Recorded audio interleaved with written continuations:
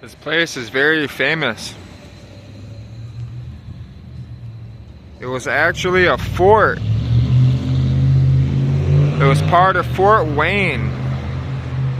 It was built in the early 1800s. It was where they housed all the ammunition, all the powder, gunpowder, where they made the magazines and whatnot.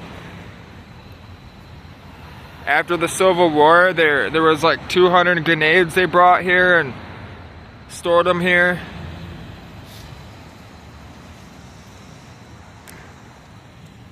Inside, they actually have one of the first Merriam-Webster's dictionaries that were ever created. Arsenal Sentry Box. Replica of a type used here.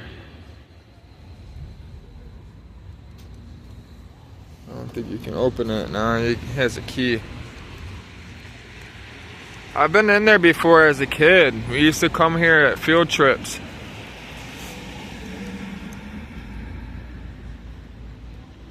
It's really, really old.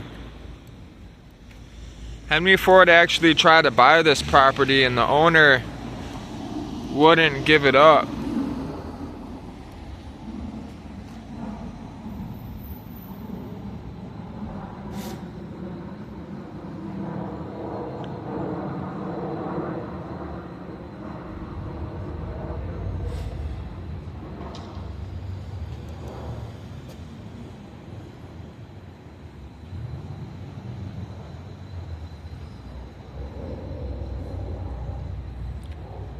Says Native American groups have inhabited Metro Detroit for thousands of years. Over time, a large variety of Native American groups have called Dearborn home, including the Fox, Sauk, Kickapoo, Menominee, Miami, Ottawa, Ojibwe, and Potawatomi.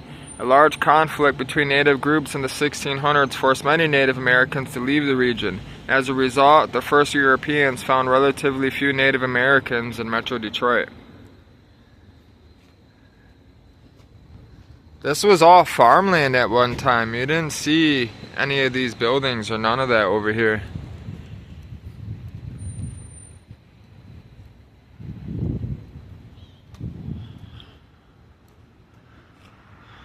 I needed to give my legs a rest. I've got probably 25-30 miles on my legs today, so I don't know, I just wanted to stop, let everybody check it out, give myself a rest. Says the Detroit Arsenal relocates to a small farming community that becomes known as Dearbornville. A community gradually grows around the Arsenal and becomes the Dearborn we know today. This photo, taken in 1863 or 1864, shows the Arsenal Commandant's quarters during its heyday as a Civil War mustering point. The Arsenal is closed at the end of the Civil War and expansion of the United States, meaning it is no longer necessary as a military installation. Over the years, the Commandant's quarters will see use as a police station, school, library, and city hall. This photo, taken in the early 20th century, shows the building as a city hall.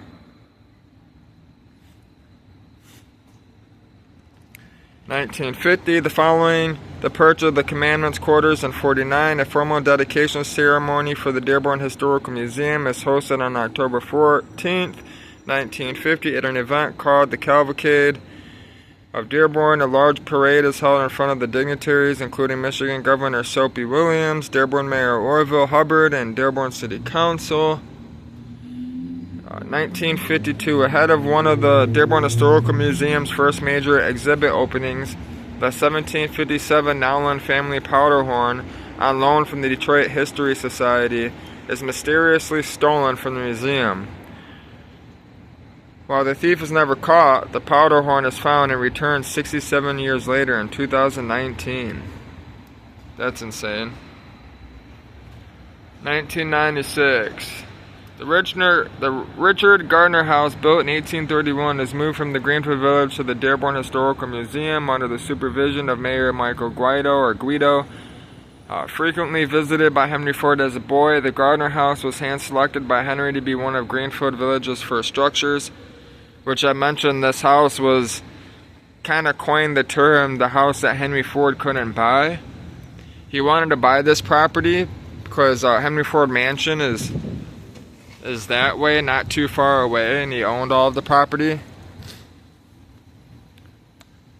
Says 1971, the commandant's quarters is listed on the National Registry of Historic Places, signifying its status as one of the nation's most historically significant buildings. Congressman John Dingell, far left, attends a ceremony honoring the occasion.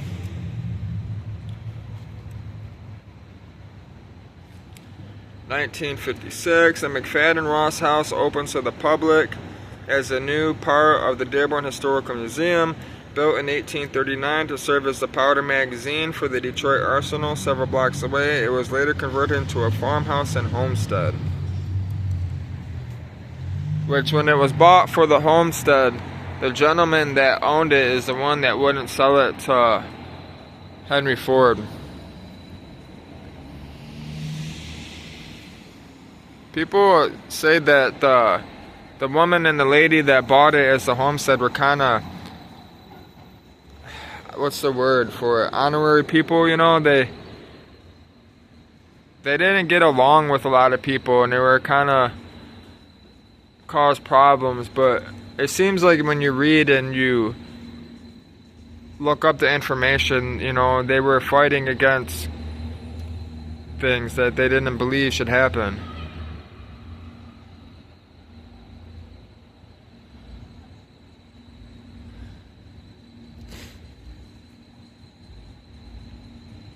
Looks like it's just giving you a photo of what people look like, all the immigrants that came over here throughout the years.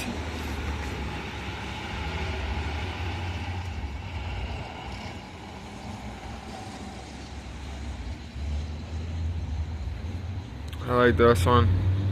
Spain needs and Julia Martin in Spanish gowns, 1952. Looks like a grandmother and her grandson, maybe.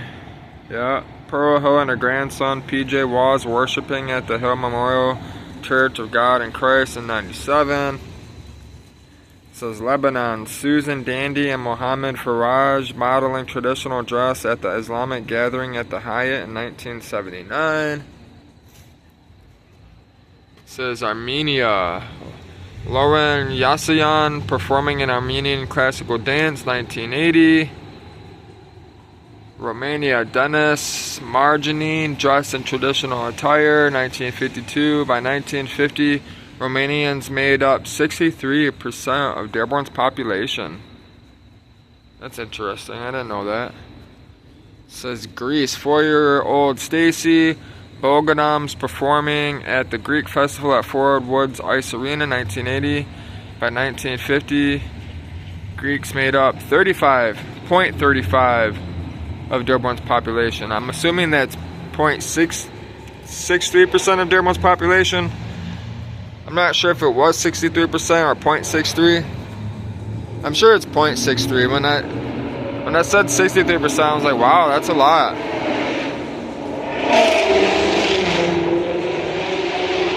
It says Palestine, a Palestinian march on Michigan Avenue led by a boy in traditional robes.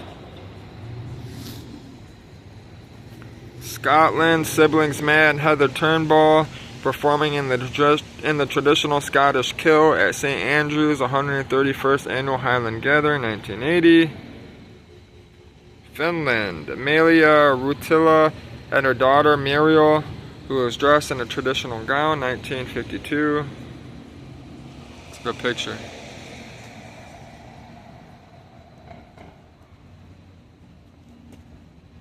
That's what this area looked like in 1835. See how it's all farmland.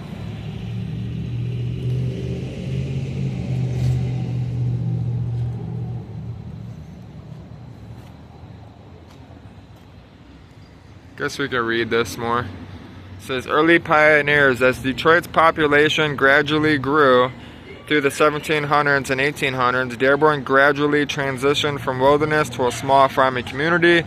Families, some coming from as far away as Europe, arrived in the area to take advantage of the availability of the land. This photo depicts the area that is now downtown West Dearborn in the 1890s or early 1900s. Says the Detroit Arsenal at Dearbornville. In the 1830s, the United States Army relocated Detroit's military arsenal to the area where you are currently standing. The area was named Dearbornville in honor of the Revolutionary War General Henry Dearborn. The Detroit Arsenal at Dearbornville brought activity to the area, and business supporting the arsenal formed today's downtown West Dearborn. Following the Civil War, the arsenal was decommissioned. Although Dearborn is well known for its people and culture, it wasn't always that way. In this exhibit, we will discuss the different eras of Dearborn's history that shaped it into the city we know today. There's another picture of the Detroit Arsenal in Dearborn, Michigan, which was really called Fort Wayne from what I understand. They came right off the Detroit River. You're not too far from the Detroit River. And then we're really close to the Rouge River, which pours into the Detroit River. So they would take the boats from the Detroit River going basically the same way. This way is the camera's facing. Detroit River is in front of us and it goes like this. And then the Rouge River comes this way. So they would come down the Rouge River. Ford Motor Company came and talked today. Ford Motor Company. Born in 1863 and raised on a farm in today's Dearborn, Henry Ford would found Ford Motor Company in 1903 and go on to become one of the most renowned figures in the entire world. Ford built the Ford River Rouge Complex in 1918, bringing thousands of workers to Dearborn. The 1936 Ford Rotunda Visitor Center was one of the nation's top tourist attractions before burning down in 1962. Ford remains headquartered in Dearborn and active in the community. Immigration. Dearborn has a long history of immigration, owing in part to the availability of high-paying manufacturing jobs through Ford. While groups from all over the world call Dearborn home, immigrants from the Middle East are particularly well known and they have a long history in the area. One of the nation's first purpose-built mosques was built in the area in 1938. Depicted here are Selena area dancers in 1975 and children at Dearborn South End Festival in 1984, which that's what they're talking about with these photos right here of all these Middle Eastern women. Pretty cool.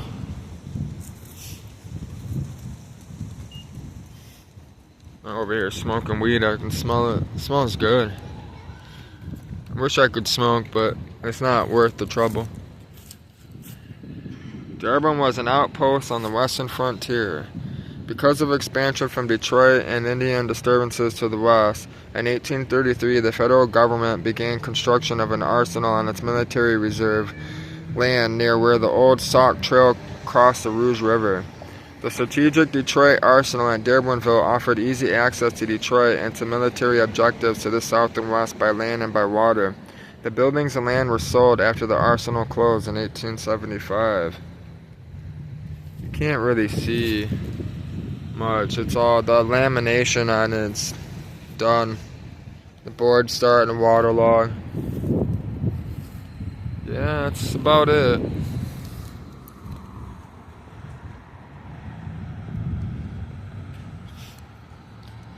I'm gonna get going, everyone. I can't wait to go lay down in my bed and let my legs relax. Hope y'all enjoyed the video. Y'all take care.